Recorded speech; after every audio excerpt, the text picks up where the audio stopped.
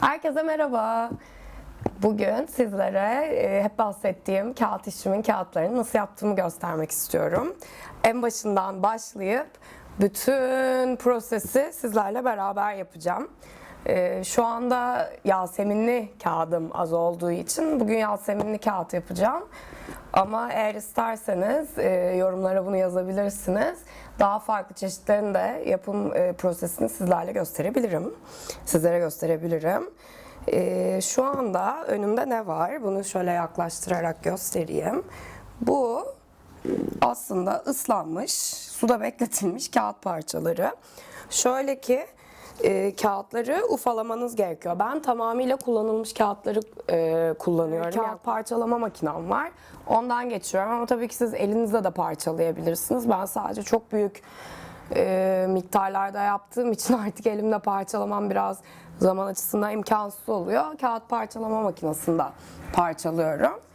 Ondan sonra sıcak suyla kağıtla suyu buluşturuyorum mu denir, hadi yemek tarifi gibi oldu.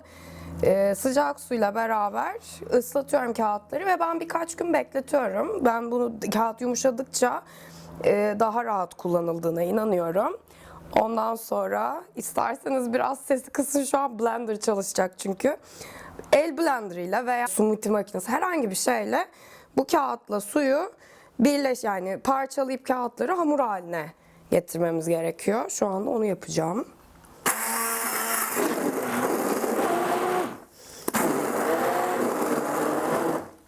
Dediğim gibi ne kadar kağıt suda beklerse o kadar kolay oluyor bu işlem.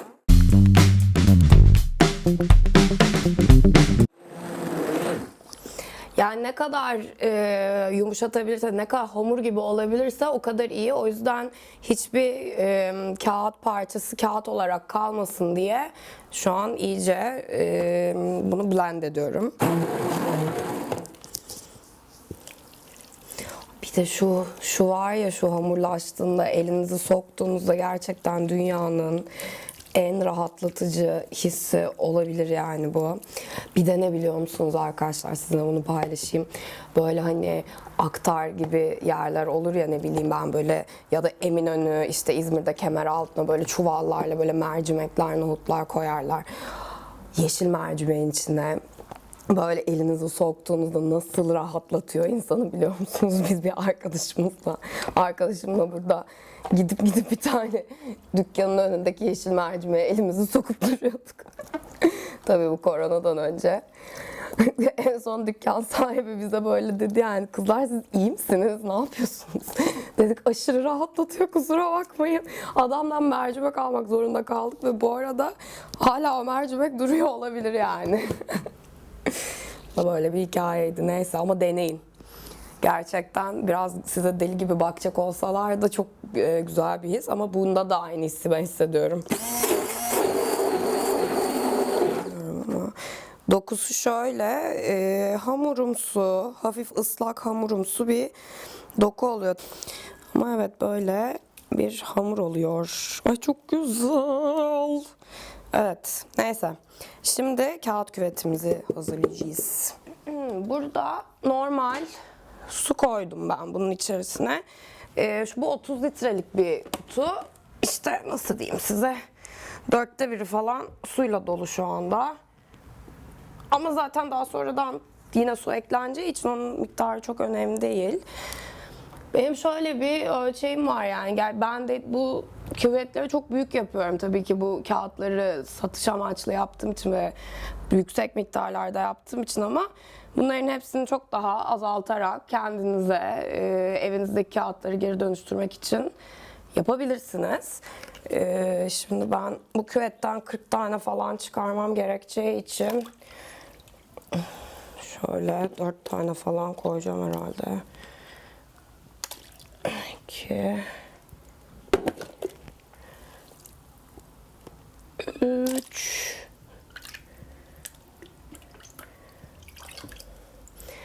Ya ben de ilk zamanlarda bu arada hiç bilmiyordum ne kadar neyi koyacağımı. Birazcık zamanla onu alışıyorsunuz diyebilirim. 4 tane koydum. Ve hamurla işimiz bitti. Bu hamur bir sonraki başka bir kağıda kullanılacak. O şekilde bekleyebiliyor bu arada yani. Bir şey olmuyor. Renk bu. Ya sarımtırak işte Yasemin rengi aslında bu tam. Şimdi buna birazcık sulandırıyorum bu boyayı. Şunun içinde. Şöyle yapacağız. Şimdi böyle birazcık boyayı sıkıyorum. Ya önemli olan bir de tabii eşit bir şekilde yedirmek boyayı. O da biraz zamanla ne şekilde olduğunu anlıyorsun. Art Deco'nunkileri kullanıyorum şu anda. Hani onda hem çok farklı çeşit renkler var. Çok böyle hani kullandığım çiçeklere en yakın olan. Ve de hani kodlarına göre hep aynı rengi alacağımı biliyorum. Ne kadar koyacağımı biliyorum, ne yapacağımı biliyorum. Genelde aynı renkler oluyor tabii. Biraz ton farkları oluyor ama memnunum yani. Hamurların rengi istediğim renge gelmeye başlıyor.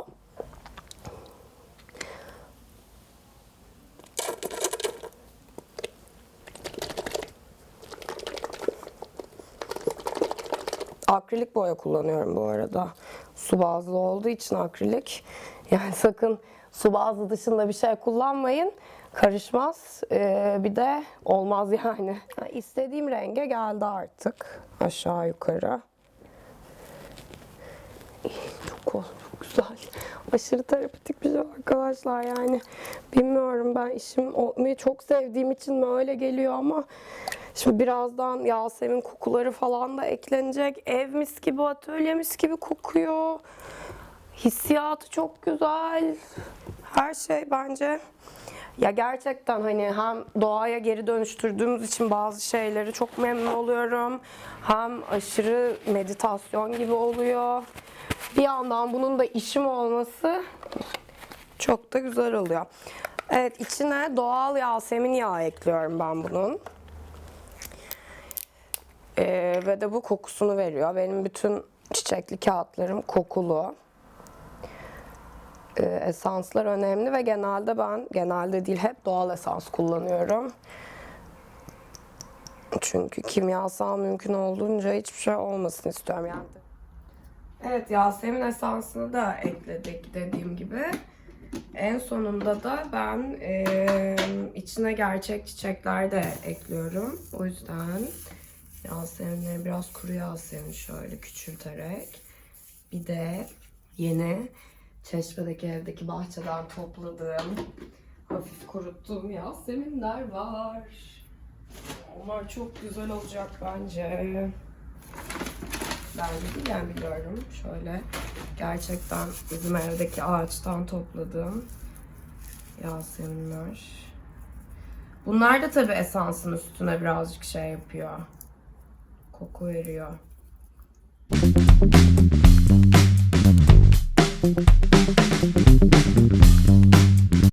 Bugünlük bununla ilgili işimiz bitti. Şimdi bunun kapağını kapatacağız ve yarına kadar en az bekleyecek bu 24 saat. Yarınki işlerime göre bazen daha bile fazla bekleyebiliyor. Ondan sonra tepesine kadar suyu doldurup kağıdı yapmaya başlayacağız. Yarın görüşürüz o zaman. Bu küvetimiz dediğim gibi 24 saati biraz geçti aslında. Bekliyor. Ben bunun tepesine kadar da su ekledim. Şimdi karıştırıyorum.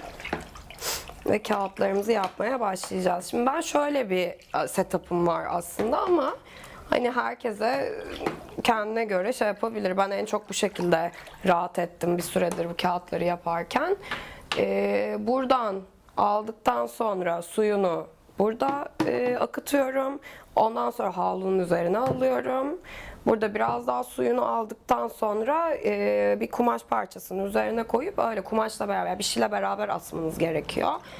Altına işte kurutma kağıtları var. Onlarla yapanlar var ama ben kumaşları tercih ediyorum. Böylece aynısını birkaç defa kullanabiliyorum. Şimdi ben birkaç tanesini anlatarak yapacağım. Ondan sonra kendim devam edeceğim. Hepsini de göstermeye gerek yok diye düşünüyorum. Evet. Şimdi Şöyle iki tane aynı çerçeve var. Bunlar aslında tuval çerçevesi. Ben direkt tuvalli germeden sinek teli bir tanesine geriyorsunuz. Bir tanesi boş çerçeve oluyor. Bunları böyle üst üste koyup küvete daldırıyorsunuz.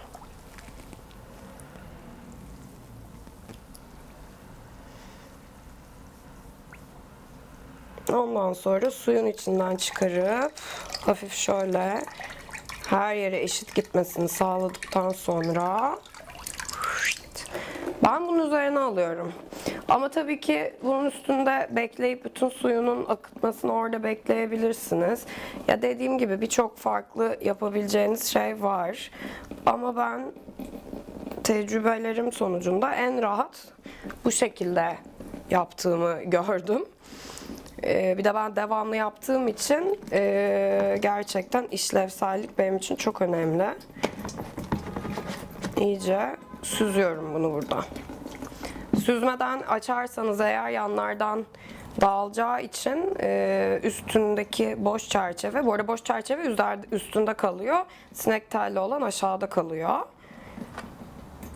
Evet, yeteri kadar şey oldu. Bunu çıkarıyoruz ve zaten kalıp halinde kağıt burada oluyor. Ondan sonra bir sinek teli daha alıyoruz. Ve bunun üzerine kapatıyoruz. Ondan sonra sıva süngeri kullanıyorum ben. Çünkü en emici süngerler onlar. Bu şekilde iyice süzüyorum. Evet. Şimdi ters çevirip havlunun üzerine aldım. Burada biraz daha suyunu alıyorum. Mümkün olduğunca suyunu almamız gerekiyor. Şimdi kalıptan çıkarabiliriz artık. Çıkardık. Ve böyle sinek teliyle beraber kumaşın üzerine alıyorum. Şimdi sinek teli üstte, arada kağıt var. Herhangi bir şeyle, yani ben böyle bir rulo kullanıyorum. Başka bir şey olabilir. Birazcık düzleştirip kumaşa aslında yapışmasını sağlıyorum bir yandan da.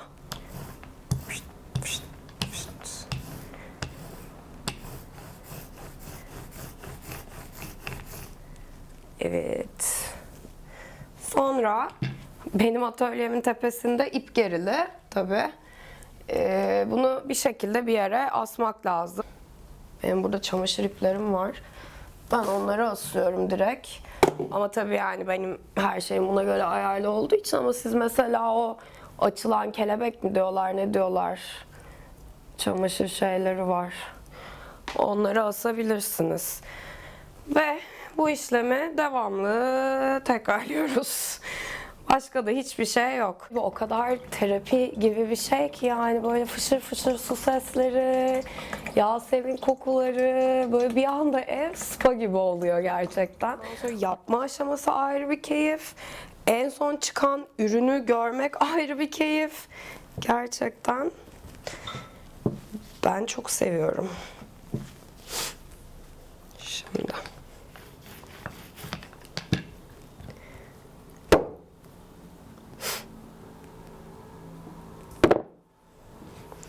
bu küvetten takribi 40, yani genelde benim bu 30 litreliklerden 35-40 tane arası kağıt çıkıyor.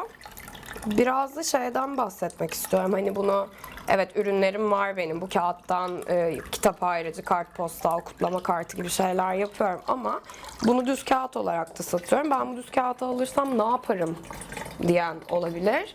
Çünkü hani dokulu ve normal A4 kağıdı değil. Printerlara uyumlu değil. Hani ne yapacağım? Birincisi sulu boya için muhteşem bir kağıt. Çünkü kalın bir kağıt. Sulu boyayı çok güzel içine emiyor. Çok güzel desenler oluşturabilirsiniz. Sulu boya için gerçekten biçilmiş kaftan yani bu kağıt. En önemlisi. Evet, üçüncüdeyim bu arada. Hani ne kadar vaktimi alıyor, ne oluyor sorunuza. Tabii ben biraz hızlandım artık haliyle. Bir senedir haftada 3-4 gün bunu yaptığım için. Ama tabii ki birkaç saatinizi alacak bir şey. Evet, üçüncüyü de asalım. Ve biraz kapatayım ben kamerayı. Birazcık yapayım, ilerleyeyim. Ondan sonra tekrar sizinle buluşurum diyorum.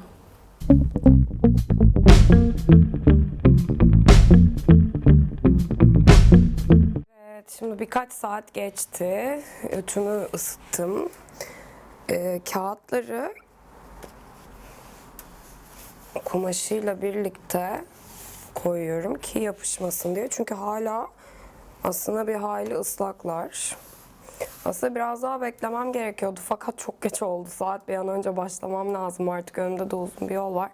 Çünkü şöyle bir şey var, aslında sabaha kadar bekleyebilirim. Kururlar ve yine bu işlemi yapabilirim ama aynı düzlük olmuyor. Yani kağıtlar kendi kendine tam kurumaya geldiklerinde bir şekilde daha böyle pütürlü oluyorlar. Ben de bunu tercih etmiyorum. Bu arada yani bunu tercih eden de olabilir. Buna göre yaparlar. Hani biraz daha pütürlü olur kağıdın üzeri. Fakat ben baskı yaptığım için bunlara, dediğim gibi ürün için kullandığım için yalnız, ürün yaptığım için bana daha düz bir yüzey var ve ben daha çok beğeniyorum açıkçası düz olmasını. Çünkü ne olursa olsun ufak bir dokusu her zaman oluyor. Yani hiçbir zaman A4 printer kağıdı düzlüğüne zaten ulaşamıyorsunuz. O yüzden ben böyle daha nemliyken yapıp daha dümdüz bir yüzey olmasını tercih ediyorum. Siz bunu kendi ütünüzle de normal yapabilirsiniz. Şu an aşırı sıcak. Veya dediğim gibi hiç yani daha benimkisi pütürlü olsun, şey olsun diyorsanız da, ben öyle tercih ediyorum diyorsanız da direkt kurumaya bırakıp aslında ondan sonra belki bir iki kitabın altına, hani düz bir ağırlığın altına koyup hiç ütüsüz de yapabilirsiniz. Yani bu tamamıyla size kalmış bir şey. Yani aslında evet, ben bunu da söylemek istiyordum. Yani bunu böyle bir öğretici tabii ki de, yani ben nasıl yaptığımı gösteriyorum ama bunun birçok çeşidi var. İnsanlar çok farklı şekillerde yapıyorlar bunu. Ben bunu böyle yapıyorum ile ilgili. Ben size hani çok ufak bir kısmını gösterdim. Ve tabii ki bu benim işim olduğu için aynı zamanda pres ütü, işte atölyemde boydan boya, çamaşır ipi gibi malzemelerim var. Ama asla bunlara ihtiyacınız yok. Evinizdeki, elinizde olan şeylerle de bunu yapabilirsiniz. Basit bir çerçeve yapıp, basit bir sinek telini ona geçirip. Önemli olan o kağıt hamurunu süzebilmek ve ondan sonra kurutmak yani. Bu kadar basit. Bu arada ben dediğim gibi bunlar kokulu kağıtlar olduğu için, esans koyduğum için yapar yapmaz böyle hava almayan kutuların içine koyuyorum ki kokusu gitmesin diye. Ve mis gibi Yasemin kokuyor arkadaşlar. Evet. Şimdi ben devam edeceğim. Bunları yapacağım. Dediğim gibi bir tanesini sabaha bırakacağım. Hem onu da görün ve sabahki gündüz gerçek ışık, yalnız doğal ışıkla ikisinin arasındaki farkı gösteririm. Ne demek istediğimi daha iyi anlarsınız. Evet, o zaman sabaha görüşmek üzere diyorum. Bakın şimdi bu oldu. Gördüğünüz gibi üstü şöyle yan yana koyayım. Diğeri kadar düz değil. Ya dediğim gibi eğer direkt kurutarak şey yapmak istiyorsanız, hani böyle dokulu olsun istiyorsanız sabaha kadar beklersiniz, kendi kendine kurur, sonra bir şekilde düzleştirirsiniz.